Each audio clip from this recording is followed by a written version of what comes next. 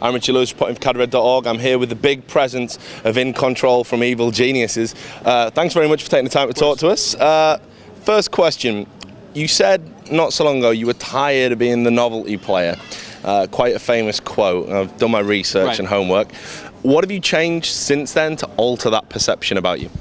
Well, I mean, the results from this tournament aren't really going to do much in that favor, but I guess for me it's just kind of, it's never been about the amount of work that I do, it's more the way I work and kind of mental preparation. It's really interesting. I've talked a lot about this, so I'm sure a lot of people are very tired of hearing me talk about this, but basically in Brood War, you didn't care. You were only playing for yourself. If you lost, the way the community was, it was like, who cares? Nice job. We really respect you because you're one of the very few pro gamers, or you're one of our torch bearers, something like that. So in StarCraft 2, it's not that way. The expectation is you win or you win. It's actually quite refreshing for me to see a lot of players that are miles and miles ahead of me get flamed just the same way. Like, people are like, man is already a has-been because he didn't make it out of his group, and it's like, oh, okay, everyone gets that crap. So at the end of the day, it's how you take that crap and what you do to process it. And for 2011, it really hurt me. It affected my gameplay. So that's why in January, when I said that, I don't want to be a novelty player at the last Home Story Cup, it's because up until that point, I was losing everything. I wasn't even competing. The games weren't that good. And it wasn't because I wasn't preparing enough. It's just because the mental preparation was really bad for me. So in 2012, my results still aren't great, not even good even. But I feel like I'm playing a lot better, and I feel like I can head in the right direction. So I just have to keep plugging away and working, because at the end of the day, I'm not going to, I don't win a tournament and then I quit or something like that? Fuck no, I'm going to keep playing. Do you think if you were in a more kind of, for me, and I think it's interesting what you're saying, because I don't perceive StarCraft 2 to be as results driven. I think it's more about the content and the personality, that you can get away with underperforming if you've got a certain something about you. I think you qualify for that. And sure. Do you think that perhaps if you were in a more results driven industry, you wouldn't be part of Evil Geniuses? I mean, do you think your position would be under threat? Well, I certainly wouldn't be a player. I mean, if it was results driven, then a long time ago, I would not be profitable. And what you're saying is absolutely correct to a certain extent.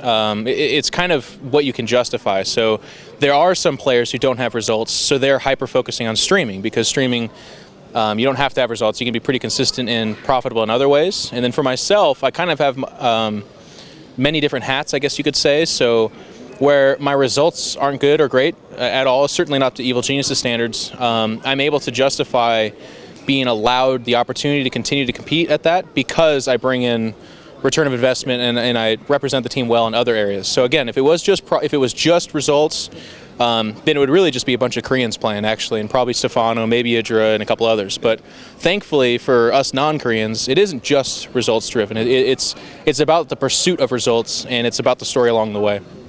In terms of the Evil Geniuses house, I mean, I got to ask this as well. How much of the kind of iNcontroL that we see, on the streams, on the VODs, how much of that is really you, or have you crafted a bit of a persona to tie in with what we were just talking about? It's a really interesting question. I've never been asked that. There's like a lot of times, like, there's very quotable moments from State of the Game, that kind of stuff, where people are like, you had to have written that out, or you had to have planned it. And to be honest, no. I've been hanging out with most of those guys, including the Evil Geniuses house, but also State of the Game, and even Inside the Game with just Greg and DJ Wheat, for years, like a decade with some of them. So we're like brothers. We're as comfortable as can possibly get. And depending on who you are, it's either a good thing or a bad thing that I actually tease everybody. I've definitely lost girlfriends. I've lost some friends. Not everyone appreciates being teased all the time, so there's been ups and downs there, but for the most part, that's just who I am. I just do that kind of stuff all the time, and for me, it's been a learning process of when I can tease and when I cannot. So there's been some bad State of the Game episodes where I'm teasing at times I shouldn't, and then there's been some great ones where it was totally appropriate, and that's what you're supposed to do. So even at 26 years old, I'm still kind of finding my way, but as far as crafting the personality, no, it's always been who I am. In the house, with a personality like yourself and a personality like Idra, I know you're good buddies and rah, but there's got to be flashpoints, because, it reminds me of university a little bit, the kind of Evil Geniuses house. Yeah, you go out, you drink, you party, but there's going to come a time when someone's took your cornflakes or whatever, and, it's just unacceptable right at that moment. Do you ever have flashpoints for those guys in the house? Me personally, no. I think the hardest thing for me is that my fiance Anna is the house manager, so her job is when someone doesn't scrub the toilet, to go to them and be like, you didn't scrub the toilet, like you need to do that or we're going to fine you. And so she's in a really awkward place where, like, sometimes as their friend but also as the manager, they don't like to hear that. Yeah. So there hasn't been flashpoints per se, but there's been awkwardness just because it's not just a living arrangement. It's not just, as Tobis said, a frat house. It's actually also a studio/professional training ground. So the house has to be up to higher standards that we would comfortably maintain. Like, I don't just casually walk around the house cleaning everything that I do. It's not like that. So, I've been asked this before: has there been fights? Has there been arguments? Do we not get along? No. And I've been in, I did like 5 years of college, so I've had some bad roommates. I've had those flashpoints, but we're all friends for so long that it's not really that way. But I think it also helps that most of them are introverted. So when something goes wrong, they kind of like, oh gosh, do you think you could please do that thing? Like, they're not mad or angry about it. Being a 26-year-old guy, and I'm an older dude myself. I wish I was 26, but not quite. Do you ever think that your lifestyle is a little bit surreal? Like, here you are, you're a professional gamer, you're living in a gaming house, you're making, you're a celebrity, I guess. Does that ever strike you as like odd? Absolutely. I mean, I think every day for me it's a little bit surreal. Like, I think one of the most important realizations that I've kind of come to at the beginning of 2012 was that what I am doing is a privileged position. It's really lucky and fortunate. So not only do I owe it to the people that can't be where I am, but would do anything to be where I am, but I also owe it to myself to really soak this in, because let's be realistic, even if I'm in esports for the next, for my life, 20, 30 years, whatever, it's not going to be as a player. It's going to be as a manager, a host, a commentator, something else. It's not going to be competing. So I was a big high school football player. I played a little bit in college, and one of my biggest regrets was that when I recall it, I can only recall so much. I can't actually remember that much, because when I was going through it, some part of it was going through the motions. Like, I was like, tomorrow's strength conditioning. I'm not really looking forward to that. So my mind kind of washed it over. Or this game's like, yeah, it was pretty cool, but I'm just kind of surviving sometimes. And in esports, it's not surviving, it's experiencing. I'm standing here talking to you two fine gentlemen from America in the middle of Krefeld, Germany. Does any other profession bring me to Krefeld, Germany? Probably not. So it's really important that I absorb this and enjoy it. So let's get down to the brass tacks, because you are the know-it-all of StarCraft 2. Your views are very respected. First things first, you're out of the tournament, so you can kind of take a step outside of it and speak honestly. Who do you think is going to win? We always got to talk about the favorites. That are always going to be Koreans. MVP's here. He's a very high-profile name, but quite honestly, even though he just won the last GSL, people aren't sure about his form, because he's talked about having not arthritis, but carpal tunnel, I think it was, and that's hampering. I mean, for a lot of Koreans in particular, because they're so mechanically oriented, if they don't practice for a couple weeks, they're not quite the player they are. And also, they got in moving the wrong way against jet lag, basically, from Korea, only, I think, the day of the tournament, actually. So MVP didn't play that day, but he's playing today. And that's a huge thing to overcome. A lot of people either overrate or underrate that, but it's certainly a factor. So I think MC is one of the favorites. I think you could see one of those Zergs pop up like a Golden or Sleep. It's going to be really big. It's going to be a big tell to see how they do in the group. Sleep's already passed his group, and I think he's number 1, dropping a single map, which is pretty good. And then let's talk about the non-Koreans. Sase is here. He's one of the best. He passed his group, going up against Amaga, who took second at DreamHack, very convincingly. A lot of people talk about Idra. Idra showed a very strong performance, but his group was relatively weak. No disrespect to those guys, but they're not, for the most part, tournament-winning players, not just yet anyways. So I'm really happy for him and excited, but I'm not going to call him a favorite just yet, because his real test is going to be tomorrow, and then obviously the bracket. So if I had to pick a favorite, it'd be MC, and then my second favorite would be like an MVP or Youngwei or Younghwa. But I do think we're going to have a strong non-Korean performance, be it Sase or one of those guys we could see. Now, the next big talking point that I got to pick your brains about, and I know you've done it to death, so apologies, but you know how these are. Sure. Some interviews are going to suck, right? So, Heart of the Swarm's coming out. Some people's opinions are the status quo is going to remain the same. It's not going to really change that much, because the people who are at the top of StarCraft 2 are those who've already demonstrated they can adapt. Others think it's going to just totally turn the scene upside down. Where do you stand?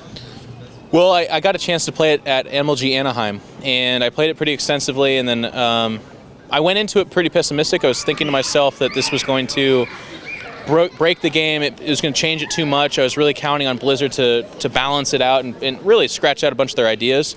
But after playing the game, I came away with a lot more hope. It's kind of interesting because I really think I'm pretty hitting the nail on the head here with predicting this, but the Terran units are very non-spellcast. They're not spellcasters. They're very easy A-move units, and they make the army control more simple. But I think going into Heart of the Swarm, Terran has the most complex, most moving parts army composition, so they needed that. Whereas Protoss and Zerg got a couple of very key spellcasters, but much more complex and nuanced units. So their in comparison to Terran, their relatively easy army is now going to be more complex. So I think at the highest level across the board, Terran, Protoss, and Zerg is going to get more difficult, which rewards the better players, which means the professional scene takes steps up. Because at the end of the day, you want this game to be fun for the most people, because they're going to buy the game, they're going to actually inject the most money. And if they're not good at the game, there's more of a chance that they're not interested in watching people who are. So you want some accessibility there. But you also want your pro gamers so much better that they're worth watching. Because when I go watch like a club soccer game or football, if I'm as good as those guys, why am I watching? I don't really give a shit. But if they're hundreds times better than me, I'm watching a spectacle. This is absolutely amazing. So you want your pro gamers to be that much better. So I think that's the good thing. Heart of the Swarm is always going to be a shot in the arm. I think there's going to be more money, more investment. Blizzard's going to have renewed interest. So I think when it comes out, we're going to see a growth in the overall scene, more people viewing. I mean, the numbers and streams have dropped. They're like, well, last time this got 70,000 views. Now it's only getting 60. I think after the Heart of the Swarm, that 70 will become 100 again, and then drop down again to 70 or 80. But the hope is that it ropes in more people. So scene, game-wise, I'm very excited. It still does need more balancing. I think the Tempest is really silly. It's like a severe answer to a very specific thing, but I don't want one unit to answer one thing. The game shouldn't be that linear. And then as far as Zerg, like the Swarm, I mean, it's all early predictions, so I could be so completely wrong, but I'm really excited about the Viper, but I'm kind of underwhelmed by the Swarm host. I think the Broodlord already kind of does that. We don't need a ground version of that, and it's just a little bit silly. Okay. So, final question. I mean, you're used to the Evil Genius's house, as we've already said. Coming to a tournament like this, it must just be an extension of that, I imagine. You probably feel right at home. Yeah, it's funny. It's interesting to hear other people's perception of the lair, actually. When Stefano came and stayed, afterwards he had two complaints. He said, one, the dogs pee and poop too much, which is absolutely true. My dog got a stomach virus when he was there, and it was shitting everywhere, man. It was really bad. And I felt bad because I was like, it's his first impression, and my dog's like in the corner, just poop everywhere. The second thing he says, we play too much StarCraft. So we actually, everyone sees that we're all good friends, and they see the funny videos we make, and their perception is that we just kind of have a really good time and hang out there. There's actually, most of the time at the lair, there's almost an air of tension, because as evil geniuses, all eyes are on us, whether you like it or not, and we're criticized and we're praised for that. So when we have a clan war and we say, DeMuslim, you're up, or Machine, you're up, they know that when they lose, they're not Joe Blow 165. They are E.G. DeMuslim, E.G. Machine. DeMuslim, highly talented, but not getting the results. Machine, you do great commercials, but no one's seeing shit from you. Like, that's the storyline those guys carry into the match. Or myself, when I get played, it's like, iNcontroL, you're not really getting any results at all. They just know you as a commentator. So when I play, when we play, there's a voice in the back of our head that other players don't have. When like a Snoot plays up against a Mana in the open, in the group stages, and he wins, that's cool. It's an amazing moment for him. But he's not playing with as much on the line. He's supposed to lose. Nobody would care. Nobody messages Snoot and says, I can't believe you got knocked out by Mana, you're an idiot. Like, that doesn't happen. But if you're on EG, that does happen. So when we play Clan Wars, when we train, there's almost an air of tension. It's really uncomfortable for a large part of the time. And that's why in 2011, we were really dealing with that. In 2012, we're owning it. We're much more comfortable. Myself included, when you see me lose a tournament like this, I don't then go on the forums and defend and say, Happy's one of the best Europeans. Of course I was going to lose to him, which is what I would have said in the past. But now it's just like, let the haters hate, let the trolls troll. I'm going to keep trying to play, and I'm living the dream. So, I mean, if people want to get mad at me about that, and if they think I underappreciate it, that's too bad, because I know how lucky I am, and I'm working as hard as I can to earn it. Well, I guess I know I said that was the final question. Okay. Told a bit of a fib. I'm going to go one more. Seriously, in those dark moments, and perhaps, I don't know, maybe just not in the dark moments, do you ever think about just, you know what, fuck it, I'm just going to hang the mouse up? Because I can get less shit if I'm a commentator. I can get less shit as a manager. I could be the next Jason Lake, something like that. Does that ever cross your mind? If you would have asked me before Anaheim, the answer would be no. At Anaheim, I did consider it, because I've been working really hard. I've been training really hard. My results are much better. I'm placing higher in tournaments. I'm doing better in in-house rankings. I'm doing better, but it's not showing, because that's all fine and good to do it in practice, but to go to a tournament, that's where you put it on the line. And Anaheim was my worst tournament yet. Like, people want to make fun of me about 2011. Please do, because 2012 Anaheim's actually my worst tournament ever.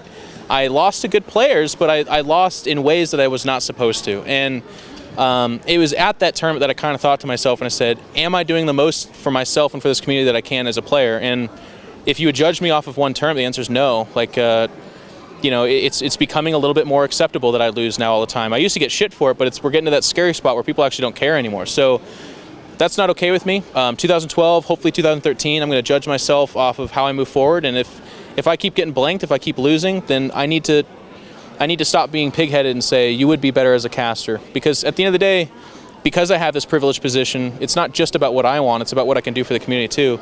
And I know a lot of people think that's a cliche or a cop-out, but it's the honest answer. Like, you have to remain relevant, you have to remain active and a part of things, and if people care about you, then you're doing the right thing.